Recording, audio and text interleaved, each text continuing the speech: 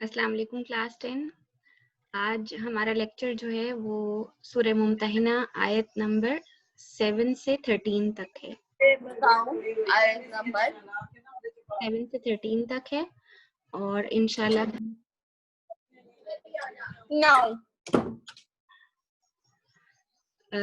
سورت کا اس رکوع سورہ ممتحنہ کے اس رکوع کا ہم آغاز کرتے ہیں اور میں آپ کے سامنے ایک ایک آیت پڑھتی جاؤں گی اور اس کی ایکسپلینیشن آپ کو دیتی جاؤں گی۔ اس میں تھوڑا آپ لوگ اپنے پاس ذرا پینسل کاپی رکھ لیجئے بیٹے، کیونکہ یہ ذرا تھوڑا سا مشکل ہے رکوع، اور یہ تھوڑا اس کی انڈرسٹینڈنگ کے پوائنٹ آف ویو سے آپ کو بہت دھیان سے اور توجہ سے سننا پڑے گا اور غور کرنا پڑے گا۔ ہم نے سورہ ممتحنہ کا چیپٹر نمبر 1 آیت نمبر 1 to 6 ہم نے لاسٹ لیسن میں پڑھا تھا۔ اس لیسن میں ہم اس کا سیکنڈ رکوع، اس کے 2 ہی رکوع ہیں اور کل 13 ہی آیات ہیں، لیکن یہ آیات ذرا مشکل ہیں، سمجھنے والی ہیں، اس لیے آپ کو امپورٹنٹ پوائنٹس نوٹ کرنے کے لیے اپنے پاس کاپی پینسل یا پین کاپی یا رجسٹر وغیرہ جو بھی آپ کا ہے اس میں آپ نوٹ ڈاؤن کرتے جائیے۔ شروع کرتے ہیں۔ اعوذ باللہ من الشیطان الرجیم، بسم اللہ الرحمن الرحیم۔ آیت نمبر 7 ہے، عسى الله ان يجعل بينكم وبين الذين عاديتم منهم مودة واللہ قدیر واللہ غفور الرحیم۔ عجب نہیں کہ خدا تم میں اور ان لوگوں میں جن سے تم دشمنی رکھتے ہو دوستی پیدا کر دے، اور خدا قادر ہے اور خدا بخشنے والا مہربان ہے۔ ہم نے پچھلے رکوع میں پڑھا تھا حضرت حاطب بن ابی بلتہ کا واقعہ، اور میں تھوڑا سا اس کو ریویو ہم ایک ریکیپ کر لیتے ہیں کہ حاطب بن ابی بلتہ بدری صحابی تھے، لیکن آپ صلی اللہ علیہ وآلہ وسلم کا جو مکہ پر ارادہ تھا حملہ کرنے کا کہہ لیجئے یا مکہ جانے کا، تو وہ اللہ تعالیٰ نہیں چاہتے تھے کہ وہ بات لیک آؤٹ ہو یا لوگوں کو پتہ چلے، لیکن حاطب بن ابی بلتہ نے اپنے گھر والوں کی محبت میں ایک خط لکھ کر ایک عورت کو دے دیا تھا تاکہ وہ مکہ والوں کو پہنچا دے، اور اگر جنگ ہوتی بھی ہے تو اس صورت میں ان کو تھوڑی سی فیور مل جائے اور ان کے گھر والوں کو اس احسان کے بدلے کچھ نہ کہا جائے۔ لیکن اللہ تعالیٰ نے واضح طور پر کہہ دیا تھا، اور یہ خط پکڑا بھی گیا، وحی کے ذریعے نبی صلی اللہ علیہ وآلہ وسلم کو بتا دیا گیا تھا، خط برآمد کر لیا گیا۔ حاطب بن ابی بلتہ نے اپنی صفائی دی کہ یا رسول اللہ، میرا ارادہ یا میری نیت غلط نہیں تھی، میں صرف یہ چاہتا تھا کہ ان سے تھوڑی سی فیور لے لی جائے۔ تو اللہ تعالیٰ نے واضح طور پر کہہ دیا تھا کہ ان سے فیور لینے کا کوئی فائدہ نہیں ہے، کفار تو تمہاری دشمنی اپنے دل میں بہت زیادہ رکھتے ہیں، اور جب بھی ان کو موقع ملے گا وہ تم پر زبانیں بھی چلائیں گے اور ہاتھ بھی چلائیں گے۔ یہ ساری ڈیٹیل ہم نے پچھلے رکوع میں پڑھی تھی، اور کفار کی جو عادت اور طریقہ تھا وہ بھی اللہ نے واضح طور پر بیان کر دیا تھا۔ لیکن یہاں پر ایک بڑی مختلف اور بڑی دلچسپ بات اللہ تعالیٰ بیان کر رہے ہیں کہ عجب نہیں کہ خدا تم میں اور ان لوگوں میں جن سے تم دشمنی رکھتے ہو دوستی پیدا کر دے۔ یعنی اگر کافروں کے اور تمہارے درمیان دشمنی ہے تو اللہ چاہے تو ان کو بھی ہدایت پر لے آئے، مراد اس سے یہ ہے کہ ان کو بھی ہدایت پر لے آئے اور ان کے دلوں میں جو تمہارے خلاف دشمنی ہے اس دشمنی کو دوستی میں بدل دے اور تمہارے لیے ان کے دل نرم کر دے، اور خدا قادر ہے اور خدا بخشنے والا مہربان ہے۔ بیٹے اس آیت سے یہ تو خیر ایک، اگر ہم اس کے ریفرنس میں دیکھیں تو یہ آیت خصوصیت کے لحاظ سے تو اس وقت کے جو اہل مکہ تھے ان کے بارے میں ہے، لیکن عمومیت کے اعتبار سے یا عام طور پر اگر اس آیت کو دیکھا جائے تو یہ بڑی زبردست ایک آیت ہے کہ ہم چاہیں کتنی بھی کوشش کر لیں کسی کے دل میں اپنے لیے محبت یا الفت یا نرم جذبات پیدا کرنے کی، جب تک اللہ نہ چاہے اس کے دل نرم نہیں ہوتا ہماری طرف سے۔ اسی طرح دوستیاں پیدا کرنے کے لیے ہم چاہیں دنیا بھر کی دولت خرچ کر دیں، حتیٰ کہ ایک جگہ پر اور بھی آتا ہے، نبی صلی اللہ علیہ وآلہ وسلم کو اللہ تعالیٰ نے مخاطب کیا اور فرمایا کہ تم چاہے دنیا بھر کی دولت خرچ کر دیتے تب بھی ان صحابہ کرام میں اپنے لیے الفت پیدا نہ کر سکتے تھے، لیکن اللہ نے چاہا اور اللہ نے ہی یہ الفت تمہارے دل میں، تمہاری الفت ان کے دلوں میں پیدا کر دی۔ تو یہاں پر اللہ اپنی قدرت کا بیان کر رہے ہیں کہ یہ بالکل 100% ٹرو ہے بات اور 100% سچ ہے کہ ہم اپنے لیے کچھ بھی نہیں کر سکتے. حتیٰ کہ اگر ہم چاہیں کہ کوئی ہمارا دوست بنا رہے اور ہم اس کو اپنا دوست بنا لیں تب بھی نہیں بنا سکتے جب تک کہ اللہ نہ چاہے. اور اللہ بخشنے والا مہربان ہے، یعنی اللہ جسے چاہتا ہے، جس کے دل میں چاہتا ہے، اس کے لیے الفت اور نرمی ڈال دیتا ہے. اب وہ اتنے برس ہا برس کی اگر ان کے دل میں تمہارے لیے دشمنی ہے تو وہ دشمنی دوستی میں بدل سکتی ہے اگر اللہ چاہے گا. تو لہٰذا تمہیں اس طرح کی کوششیں کرنے کی، مقصد یہ ہے بتانے کا کہ تمہیں یہ کوششیں کرنے کی ضرورت نہیں ہے کہ تم اللہ اور اس کے رسول کے حکم کی نافرمانی کرتے ہوئے خفیہ خفیہ دوستی کے پیغام بھیجو، بلکہ اللہ چاہے گا تو خود بخود الفت ڈال دے گا. تمہیں فکر مند اور پریشان ہونے کی ضرورت نہیں ہے. تم صرف وہ کرو جو اللہ کا حکم ہے اور جو اس کے رسول کا حکم ہے. اگلی آیت اللہ تعالیٰ نے بیان فرمائی ہے، آیت نمبر 8. لا ينهاكم الله عن الذين لم يقاتلوكم في الدين ولم يخرجوكم من دياركم أن تبروهم وتقسطوا إليهم إن الله يحب المقسطين. اب یہاں پر ایک کیٹیگری اللہ تعالیٰ کفار کی بیان کر رہے ہیں کہ کیا کرنا چاہیے ان لوگوں کے ساتھ، کیسا رویہ رکھنا چاہیے.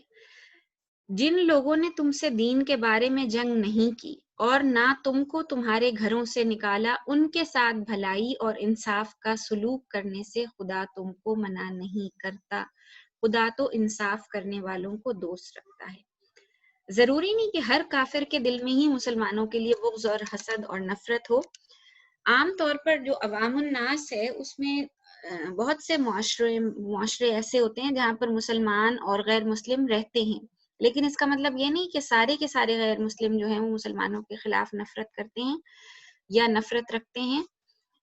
لیکن یہاں پر اللہ تعالیٰ یہ بات بیان کر رہے ہیں کہ جو لوگ نیوٹرل ہیں، غیر جانبدار ہیں، نہ انہوں نے تم سے کبھی جنگ کی، نہ لڑائی کی، نہ تم کو اذیت دی، نہ تکلیف دی، نہ تم کو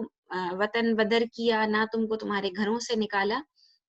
اگر ان کے ساتھ تم بھلائی کرنا چاہو اور انصاف کا سلوک کرنا چاہو تو اس سے ہرگز خدا تم کو منع نہیں کرتا. خدا تو انصاف کرنے والوں کو دوست رکھتا ہے. اور یہ بات اس لیے بیان کی کہ ہمارا دین جو ہے وہ مورل اور ایتھیکل ویلیوز پر کی بنیاد پر قائم ہے. اگر ہمارے دین میں سے یہ بنیادیں نکال دی جائیں، یہ چیزیں نکال دی جائیں، یہ اخلاقیات نکال دی جائیں کہ انصاف اور بھلائی مسلمان ہو یا غیر مسلم ہو، قطع نظر اس سے ان کے ساتھ یہ سلوک کرنے کا اللہ تعالیٰ حکم دیتا ہے. ہو سکتا ہے وہ تمہارے حسن سلوک سے ہی متاثر ہو کر اسلام قبول کر لیں. پہلا درجہ تو اور پہلا حکم تو ایسے ہی ہے نا دین کی دعوت دینے کا، کہ آپ ان سے حتی الامکان کوشش کریں اپنے اخلاق سے، اچھے طریقے سے، بہترین طریقے سے اپنا دین پیش کرنے کی. اگر وہ نہ مانے یا تمہارے ساتھ دشمنی پر اتر آئیں تو پھر اللہ تعالیٰ جہاد کرنے کا حکم دیتا ہے. خواہ بلا وجہ تلوار اٹھانے کا یا سختی کرنے کا یا زیادتی کرنے کا حکم نہیں دیتا اللہ تعالیٰ. بڑا بیلنس اور بڑا متوازن دین ہے ہمارا. اگر ہم اس کی روح کو سمجھیں تو ہمیں ہر حکم بہت اچھے طریقے سے واضح ہوتا جاتا ہے. پھر اسی کے آگے اللہ تعالیٰ دوسری کنڈیشن یہاں پر بیان کر رہے ہیں، انما ینہاکم اللہ عن الذین قاتلوکم فی الدین واخرجوکم من دیارکم وظاہروا علی اخراجکم ان تولوہم. خدا انہی لوگوں کے ساتھ تم کو دوستی کرنے سے منع کرتا ہے جنہوں نے تم سے دین کے بارے میں لڑائی کی اور تم کو تمہارے گھروں سے نکالا اور تمہارے نکالنے میں اوروں کی مدد کی. تو جو لوگ ایسوں سے دوستی کریں گے وہی ظالم ہیں. یعنی جن لوگوں نے واقعتاً ظلم ڈھایا مسلمانوں پر، لڑائی بھی کی، ان کو تکلیفیں بھی پہنچائیں، ان کو اذیتیں بھی دیں، ان کو ان کے دین سے پھر جانے پر مجبور کرنے کی کوشش بھی کی اور ان کو ان کے گھروں سے بھی نکالا، اور جو لوگ نکال رہے تھے ان کی بھی مدد کی، تو ایسے لوگوں سے دوستی کرنا منع ہے اور جائز نہیں ہے. وہ لوگ ظالم ہیں، تو ظالموں کے ساتھ دوستی کرنے سے اللہ تعالیٰ کلی طور پر منع فرماتا ہے. اب یہ دو شرائط اور دو کنڈیشنز اور دو طرح کے کفار ہیں جن کے بارے میں دو الگ الگ باتیں اللہ نے بیان کی. ایک وہ لوگ ہیں جو نیوٹرل تھے، جانبدار نہیں، غیر جانبدار رہے اور انہوں نے کسی قسم کی تمہاری مخالفت میں کوئی حصہ نہیں ڈالا. ان کے ساتھ انصاف اور بھلائی کرنے کا اللہ حکم دیتا ہے کیونکہ اللہ انصاف کرنے والوں کو دوست رکھتا ہے. لیکن جو لوگ واقعتاً تمہاری دشمنی میں، حسد میں، بغض میں، عداوت میں بڑھ گئے اور تمہارے درپے ہو گئے اور تمہیں ہر طرح سے نقصان پہنچانے کی کوشش کی، جسمانی اذیتیں دیں، تمہیں ذہنی طور پر ٹارچر کیا، تمہیں تمہارے گھروں سے نکالا، تمہارے اہل و عیال کے بارے میں تمہیں تکلیف دی، تم پر ظلم و ستم کیا، تو یقیناً ان سے دوستی کرنا منع ہے، اور ان کے ساتھ کسی بھی صورت میں کوئی تعلق نہ رکھا جائے، نہ تجارتی نہ کسی اور قسم کا تعلق رکھا جائے۔ یہ اللہ تعالیٰ نے واضح طور پر منع کر دیا ہے۔ اگلی آیت پڑھتے ہیں، آیت نمبر 9۔ یہ آیت ذرا لمبی ہے بیٹے، اور اس کو میں تھوڑا پیسز میں آپ کو سمجھاؤں گی کہ آپ اس کو یہ بات سمجھ میں آ جائے۔ یہ کچھ اس میں تھوڑی ٹیکنیکلٹیز ہیں، وہ آپ نے ضرور سمجھنی ہے اور بہت اچھی طرح سمجھنی ہے۔ میں تھوڑا تھوڑا کر کے آپ کو سمجھاتی ہوں۔ یا ایھا الذین آمنوا اذا جاءکم المؤمنات مہاجرات فامتحنوہن، مومنو جب تمہارے پاس مومن عورتیں وطن چھوڑ کر آئیں تو ان کی آزمائش کر لو، امتحان لے لو یا آزمائش کر لو، یعنی جو ہجرت کر کے آئی ہیں، وطن چھوڑ کر آئی ہیں، جو دارالکفر سے دارالاسلام میں ہجرت کر کے آئی ہیں، تو ان کا امتحان لینے کا حکم دیا ہے، اور خدا تو ان کے ایمان کو خوب جانتا ہے۔ پھر آگے اللہ تعالیٰ فرما رہے ہیں فَإِنْ عَلِمْتُمُوهُنَّ مُؤْمِنَاتٍ فَلَا تَرْجِعُوهُنَّ إِلَى الْكُفَّارِ لَا هُنَّ حِلٌّ لَهُمْ وَلَا هُمْ يَحِلُّونَ لَهُنَّ۔ سو اگر تم کو معلوم ہو کہ مومن ہیں تو ان کو کفار کے پاس واپس نہ بھیجو کہ نہ یہ ان کو حلال ہیں اور نہ وہ ان کو جائز۔ کیا مطلب ہے اس بات کا؟ پہلے تو ان کے ایمان کی آزمائش کر لو، یعنی تمہیں اچھی طرح یقین ہو جائے کہ جو یہ ہجرت کر کے آئی ہیں، جو اپنا وطن چھوڑ کے آئی ہیں، اس وطن کے چھوڑ کے آنے کی کوئی اور وجہ نہیں تھی، یعنی کسی مال و دولت کی وجہ سے نہیں آئیں، کسی کے بھیجنے پر نہیں آئیں، بلکہ سچے دل سے توبہ کر کے صرف اللہ اور رسول کی خاطر ہجرت کی ہے، تو پھر ان کو اپنے پاس جگہ دے دو۔ یہ پہلا ٹیسٹ ہے ان کا، جو بھی ہجرت کر کے آئیں گی خواتین، وہ ان کا ٹیسٹ لو تم، اور ان سے اچھی طرح معلوم کرو، ہر طرح سے تم اپنا اطمینان کر لو۔ اللہ تو ان کی نیتوں کو اور ان کے ایمان کو جانتا ہے، لیکن تم اپنے طور پر ان کی آزمائش کر لو، ان کا ٹیسٹ لے لو، ان کا امتحان لے لو کہ یہ کسی اور وجہ سے ہجرت نہیں کر کے آئیں، بلکہ صرف اللہ اور اس کے رسول کی خاطر ہجرت کر کے آئی ہیں، تکلیفیں اٹھا کر آئی ہیں، دارالکفر چھوڑ کے دارالاسلام میں پناہ لینے کے لیے آئی ہیں۔ اب اگر تمہیں معلوم ہو جائے کہ وہ مومنہ عورتیں ہیں، یعنی مومن ہیں، ان کو کفار کے پاس واپس نہ بھیجو۔ کیا مطلب ہے اس بات کا؟ اس کو ذرا سمجھیے۔ مثال کے طور پر اس وقت کے دارالکفر کو ہم مکہ کنسیڈر کرتے ہیں، اور اس وقت کے دارالاسلام کو ہم مدینہ کنسیڈر کرتے ہیں۔ اب مکہ کے اندر بہت سی فیملیز، بہت سے خاندان ایسے تھے جو مطلب پہلے کافر ہی تھے، لیکن ان میں سے کچھ خواتین نے اسلام قبول کر لیا۔ اب خواتین نے تو اسلام قبول کر لیا، وہ تو مسلمان ہو گئیں، لیکن ان کے شوہر کافر ہی رہے۔ جس وقت کوئی ایسے شوہر اور بیوی جو پہلے دونوں کفر کی حالت میں ہوں، اور ان میں سے کوئی ایک اسلام قبول کر لے، خاص طور پر خواتین، اگر کوئی عورت اسلام قبول کر لیتی ہے تو خود بخود اس کے شوہر میں اور اس بیوی میں علیحدگی واقع ہو جاتی ہے۔ یہ بات سمجھ لیجئے، اللہ تعالیٰ نے آگے بیان کر دیا، نہ یہ ان کو حلال ہیں اور نہ وہ ان کو جائز۔ اب اس کفر کی وجہ سے کہ ان کے شوہر کافر ہیں اور وہ عورتیں مومنہ ہیں، تو خود بخود ہی طلاق واقع ہو جاتی ہے، خود بخود ہی علیحدگی ہو جاتی ہے۔ وہ چاہے ان کو علیحدہ کریں یا نہ کریں، وہ اپنی مرضی سے ان کو چھوڑ کر دارالاسلام میں پناہ لے سکتی ہیں۔ یہ اجازت ہے اللہ کی طرف سے کہ وہ اپنا گھر چھوڑ کر دارالاسلام میں پناہ لے سکتی ہیں۔ اور مومنین کو یہ تاکید کی گئی ہے کہ اگر ایسی خواتین تمہارے پاس آتی ہیں کسی بھی دارالکفر سے، کسی بھی ایسی جگہ سے جہاں وہ پہلے حالت کفر میں تھیں اور ان کے شوہر بھی کفر کی حالت میں تھے، وہ کافر تھے، ان کے شوہر تو کافر ہی رہے، لیکن انہوں نے دین قبول کر لیا، اسلام قبول کر لیا، تو اب وہ مومنہ عورتیں ہو گئیں اور وہ تمہارے پاس پناہ لینے کے لیے آئی ہیں، تو اب ان میں، کیونکہ ان کے لیے ممکن ہی نہیں ہے بیٹے اس ماحول میں، اس انوائرمنٹ میں، اس جگہ پر رہتے ہوئے اپنے دین پر چلنا ان کے لیے ممکن نہیں ہے، کیونکہ عام طور پر مردوں کا ہی حکم چلتا ہے گھروں میں، اور مرد اپنی منواتے ہیں۔ اور خواتین جو ہیں ان کی ماننے پر مجبور ہوتی ہیں. اب وہ اگر اس دین پر ہیں جو ان کے دین سے بالکل متصادم ہے اور بالکل اپوزٹ ہے، تو وہ کبھی بھی وہ شوہر نہیں چاہیں گے کہ ان کی بیویاں جو ہیں وہ اسلام پر چلیں. وہ ان کو طرح طرح سے تنگ بھی کریں گے، اذیتیں بھی دیں گے. اگر وہ ان اذیتوں سے بچنے کے لیے، ان تکلیفوں سے بچنے کے لیے دارالاسلام میں پناہ لینے کے لیے آتی ہیں تو ان کو پناہ دی جائے گی. اور ساتھ ساتھ یہ بھی تاکید کر دی گئی کہ ان کا امتحان لینے کے بعد، ان سے اچھی طرح جان پرکھ کرنے کے بعد، یہ معلوم کرنے کے بعد کہ وہ واقعتاً اسلام قبول کر کے اور اللہ اور اس کے رسول کی خاطر آئی ہیں، تو پھر کافروں کے پاس واپس نہیں بھیجنا. یہ تاکید ہے اللہ کی طرف سے اہل ایمان کو. اگر واقعتاً اور حقیقتاً اسلامک اسٹیٹ ہے تو یہ ایک لا ہے، ایک طرح سے یہ قانون بنا دیا اللہ تعالیٰ نے، اور اس قانون کے مطابق عمل ہونا چاہیے. ایسی خواتین کو پناہ دینی چاہیے. اچھا، اب اس کے آگے بھی بہت سی کنڈیشنز اللہ تعالیٰ نے بیان کی ہیں، وہ ہم دیکھتے ہیں کیا ہے. اب اس کو کیسے ان کو سیٹل کیا جائے گا اس معاشرے کے اندر، اور پناہ دینے کا کیا طریقہ کار ہو سکتا ہے، وہ ہم دیکھتے ہیں. اور جو کچھ وَآتُوهُم مَا أَنفَقُوا، اور جو کچھ انہوں نے ان پر خرچ کیا ہو وہ ان کو دے دو. کیا مطلب ہے اس بات کا؟ کہ کافر شوہر جو تھے انہوں نے کچھ نہ کچھ حق مہر دیا ہوگا اپنی بیویوں کو، ان کافراں بیویوں کو، لیکن جب انہوں نے اسلام قبول کر لیا اور یہ دارالاسلام میں پناہ لینے کے لیے آ گئیں، تو ہو سکتا ہے کہ وہ ان کے کافر شوہر پیچھے سے جو جن کو وہ چھوڑ کر آئی ہیں، وہ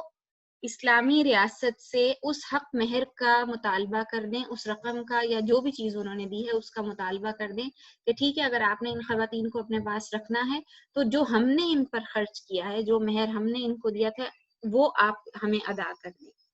تو اللہ تعالیٰ یہ حکم دے رہے کہ ٹھیک ہے، پھر جو کافر مرد، یہاں پر اس کو انڈرسٹینڈ کیجئے گا، جو کافر مرد اپنی مومنہ عورتیں جو ان کو چھوڑ کر چلی گئیں دارالاسلام میں، ان کو جو حق مہر دیا تھا اس کا مطالبہ کر سکتے ہیں اسلامی ریاست سے، اگر انہوں نے ان عورتوں کو کچھ ادا کیا تھا ماضی میں.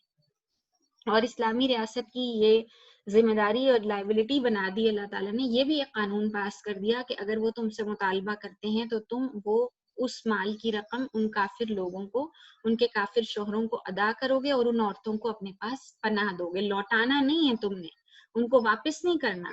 ان عورتوں کو واپس نہیں کرنا، لیکن جو مال ان عورتوں پر خرچ کیا گیا تھا ان کے کافر شوہروں کی طرف سے، اس کی ادائیگی کی ذمہ داری اسلامی ریاست پر عائد کر دی اللہ تعالیٰ نے. یہ ذمہ داری اسلامی ریاست پر ڈال دی کہ وہ ان خواتین کا وہ حق ان کے کافر شوہروں کو ادا کرے گی اسلامک اسٹیٹ. پھر آگے کیا ہے؟ وَلَا جُنَاحَ عَلَيْكُمْ أَن تَنكِحُوهُنَّ إِذَا آتَيْتُمُوهُنَّ أُجُورَهُنَّ، اور تم پر کچھ گناہ نہیں کہ ان عورتوں کو مہر دے کر ان سے نکاح کر لو، اور کافر عورتوں کی ناموس کو. اچھا، یہ اگلی آیت ہے، یہاں تک پڑھتے ہیں ہم. اور ان سے نکاح کر لو، ان عورتوں کو مہر دے کر ان سے نکاح کر لو. اب اس بات کو بھی یہ سمجھیے، جو مومنہ عورتیں دارالکفر سے ہجرت کر کے دارالاسلام میں آئیں، آپ نے ان کی آزمائش کر لی، ان کا امتحان لے لیا، آپ کو یہ پکا یقین ہو گیا کہ یہ مومنہ ہیں اور یہ صرف اللہ اور اس کے رسول کی خاطر ہجرت کر کے آئی ہیں، تو پہلا کام آپ نے یہ کرنا ہے کہ ان کافروں کو واپس نہیں بھیجنا. دوسرا کام یہ کرنا ہے کہ جو کافر شوہر ان کے سابقہ شوہر تھے، پچھلے شوہر تھے، وہ آپ سے مطالبہ کریں گے اس حق مہر کا یا اس مال کا جو ان عورتوں کو انہوں نے دیا تھا. تو اسلامی ریاست کی ذمہ داری ہے کہ وہ مال ان کو ادا کرے گی، ان کے سابقہ کافر شوہروں کو. اب ان کی سیٹلمنٹ کے لیے اللہ تعالیٰ نے ایک اور کنڈیشن بنا دی کہ تم پر کچھ گناہ نہیں، اب ان عورتوں کو نیا مہر دے کر ان سے نکاح کر لو. یہ یہاں پر اللہ تعالیٰ نے واضح کی ہے بات. اس کا مطلب یہ ہے کہ اسلامک اسٹیٹ جو ہے وہ دو مہر دے گی. ایک مہر ان کے کافر شوہروں کو، سابقہ شوہروں کو، جو ان مال انہوں نے خرچ کیا تھا وہ ادائیگی کر کے ان کو آزاد کروا لے گی. اب وہ اسلامی ریاست کی ذمہ داری ہیں وہ خواتین. پھر اللہ تعالیٰ نے یہ حکم نہیں دیا، یہ اجازت دی ہے، یہ آپشن دی ہے کہ چاہو تو ان عورتوں کو مہر دے کر ان سے نکاح کر سکتے ہو. یہاں نیا نکاح ہوگا ان عورتوں کا، اور مومن مردوں کے ساتھ ہوگا، اور نیا مہر مقرر ہوگا. اس بات کو سمجھ لیجئے اور لکھ بھی لیجئے. آگے اللہ تعالیٰ بیان کر رہے ہیں وَلَا تُمْسِكُوا بِعِصَمِ الْكَوَافِرِ وَاسْأَلُوا مَا أَنفَقْتُمْ وَلْيَسْأَلُوا مَا أَنفَقُوا. اب اس کو سمجھیے. اور کافر عورتوں کی ناموس کو قبضے میں نہ رکھو، یعنی کفار کو واپس دے دو،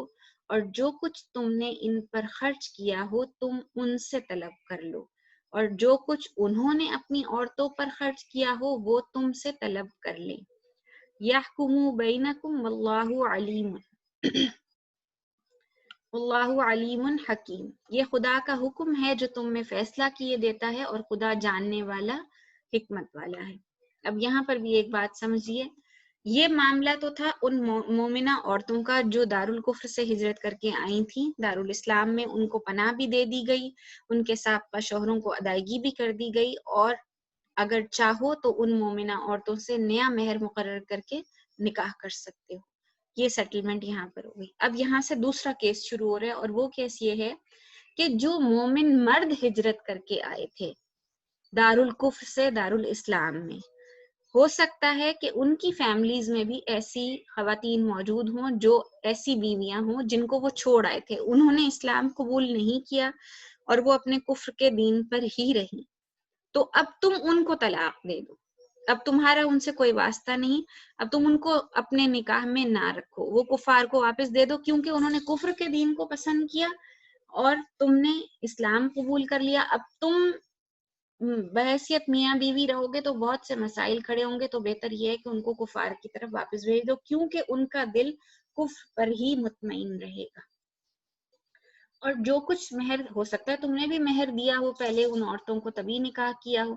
تو جو کچھ تم نے ان عورتوں پر خرچ کیا ہو تم ان کافروں سے طلب کر لو،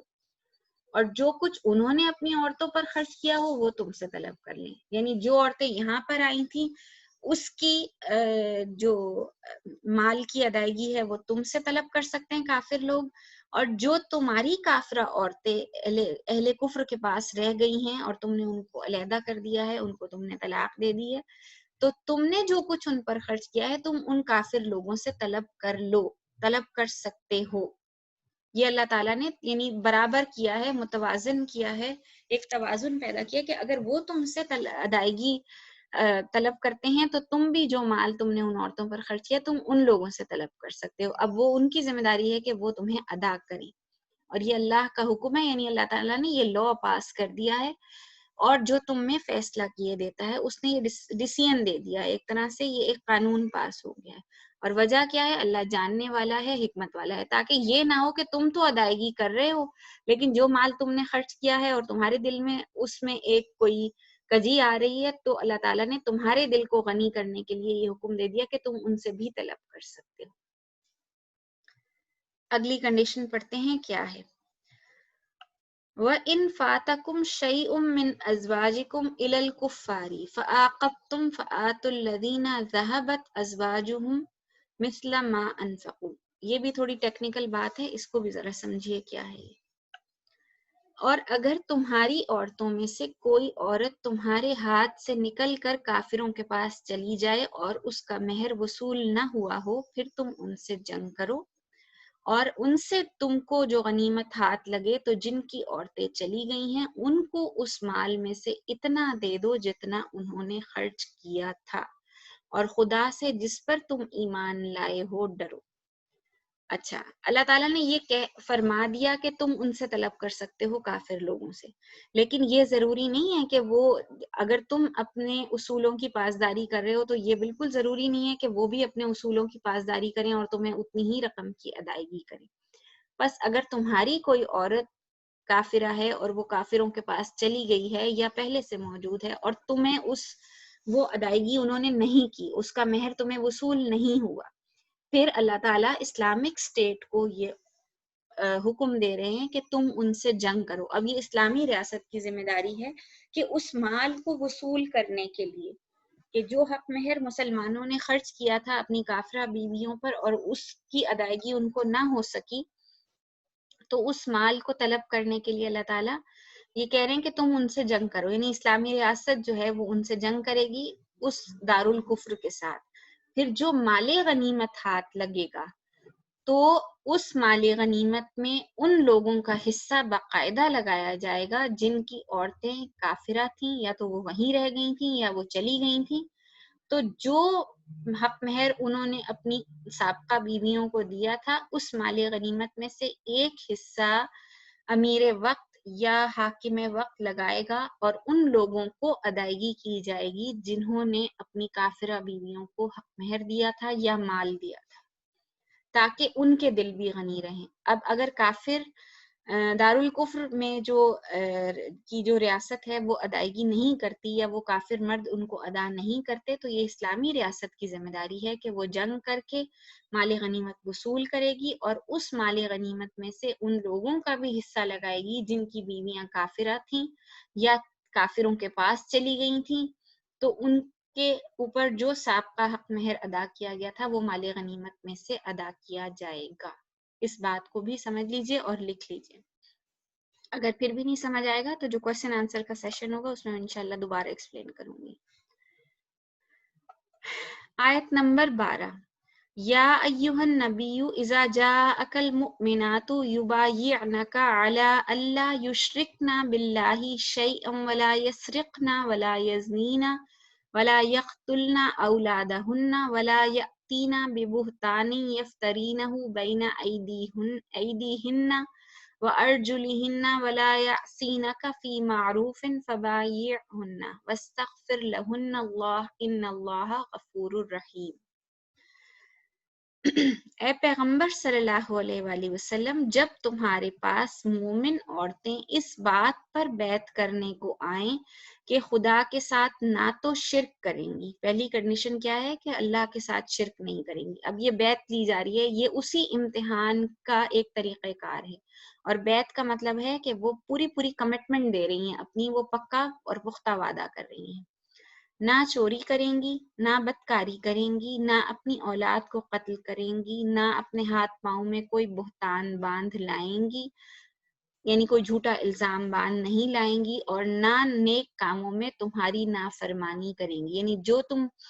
مومن مردوں کو حکم دو گے اور جو مومن عورتوں کو حکم دو گے تو باقی مومن عورتوں کے ساتھ ان تمام احکامات کی پاسداری کریں گی۔ اگر ان کو یہ سب چیزیں، یہ سب کنڈیشنز منظور ہیں، یہ سب شرائط منظور ہیں تو ان سے بیعت لے لو اور ان کے لیے خدا سے بخشش مانگو۔ ان اللہ غفور الرحیم، بے شک اللہ تعالیٰ بخشنے والا مہربان ہے۔ اچھا، یہ جو بیعت کا طریقہ کار تھا نبی صلی اللہ علیہ وآلہ وسلم کے دور میں، آپ صلی اللہ علیہ وآلہ وسلم نے کبھی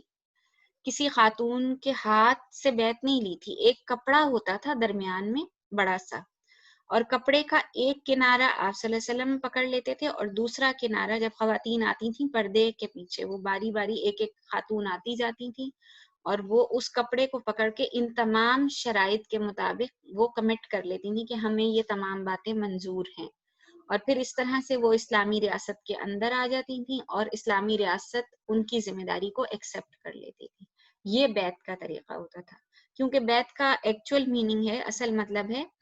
کمٹمنٹ کرنا، پکا وعدہ کرنا، پختہ وعدہ کرنا، کسی لا کے انڈر آ جانا، کسی قانون کے اندر آ جانا۔ ٹھیک ہے، اگلی آیت پڑھتے ہیں، آیت نمبر 13، یا ایھا الذین آمنوا لا تتولوا قوما غضب اللہ علیہم قد یئسوا من الآخرۃ کما یئس الکفار من اصحاب القبور۔ مومنوں، ان لوگوں سے جن پر خدا غصے ہوا ہے دوستی نہ کرو، یعنی کن پر؟ کافروں پر، کیونکہ جس طرح کافروں کو مردوں کے جی اٹھنے کی امید نہیں، اسی طرح ان لوگوں کو بھی آخرت کے آنے کی امید نہیں۔ یہ مایوس ہو چکے ہیں، مایوس کیا ہو چکے ہیں؟ ان کا ایمان ہی نہیں ہے۔ ہمارا ایمان تو ہے نا کہ مرنے کے بعد اللہ تعالیٰ دوبارہ زندہ کریں گے اور اللہ کے حضور ہمیں جواب طلبی اور جواب دہی کرنی ہوگی، اور اللہ کے ہاں تمام چیزوں کا جو ہے نا وہ کو پیش کرنا ہوگا اور اپنے تمام اعمال کے بارے میں جواب دہی ہوگی۔ لیکن ان کافروں کو نہ آخرت کے آنے کی امید ہے، نہ مردوں کے جی اٹھنے کی امید ہے، تو اللہ تعالیٰ ان پر غصے ہوا ہے، تو تم ان سے دوستی نہ کرو۔ جن کا عقیدہ درست نہیں، جن کا ایمان درست نہیں، ان کے ساتھ دوستی ہو بھی کیوں کر سکتی ہے؟ تمہاری منزل، تمہارا راستہ بالکل مختلف، اور ان کا راستہ اور ان کی منزل بالکل مختلف، ان کی سوچ اور ان کے نظریات مختلف، تو دلی دوستی تو بالکل نہیں کرنی۔ ہاں، وہ کنڈیشن ہم نے شروع میں پڑھ لی تھی چیپٹر کے کہ جو لوگ تمہیں نقصان نہیں پہنچاتے اور تمہارے ساتھ کوئی برا سلوک نہیں کرتے، ان کے ساتھ معروف طریقے سے بھلائی کی جا سکتی ہے، لیکن قلبی دوستی ان کے ساتھ بھی نہیں رکھنی. ایک معروف اجازت دی ہے اللہ تعالیٰ نے. یہ ہمارا یہاں پر آیت نمبر 13 کا اختتام ہوتا ہے. میں آپ کے سامنے اسکرین پر ورڈز میننگ ہے وہ میں ریڈ کر رہی ہوں باری باری، آپ دیکھتے جائیے. تم نے دشمنی مول لی، ان تبرو کہ تم نیکی یا بھلائی کرو، ظواہرو انہوں نے ایک دوسرے کی مدد کی، فامتحنوہن تم ان کی آزمائش کر لو، حل حلال، عصمین عزت و ناموس، الکوافری کافر عورتیں، فعاقبتم پھر تمہاری نوبت آئے، یبایعنا وہ بیعت کرتی ہیں، قد یئسوا وہ مایوس ہو گئے. آپ نے یہ ورڈز میننگ اور جو آپ کے یہ کوشچن آنسرز ہیں